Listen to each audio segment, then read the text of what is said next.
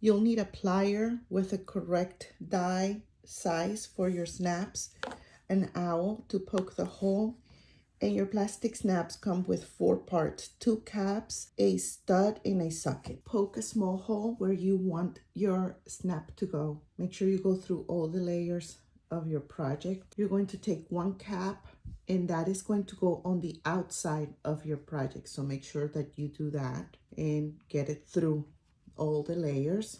Take 1 socket, which is this one, or the female, the one that looks like it has a dent, and you're going to place it on top of that on the wrong side of the fabric, so that the little piece here of your cap, that little stick goes through the hole.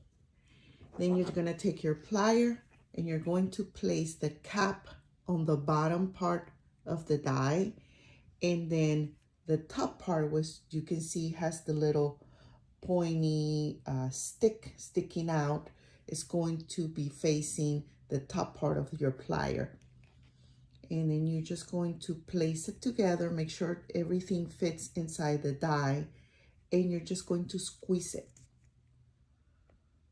Okay, once you do that, the inside, that little stick that was sticking out is squished, and it's all in there together. So you're going to do the same now on the other side.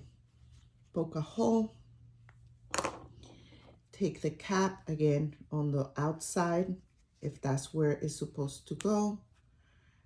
Get it through the layers of fabric. Okay. Take the socket and place it right on top of it like this. And then take your pliers, put the cap on the bottom of the plier so it fits perfectly, and squeeze it together until the little stick in the center gets squished. And that's it. And now you have installed your plastic snaps.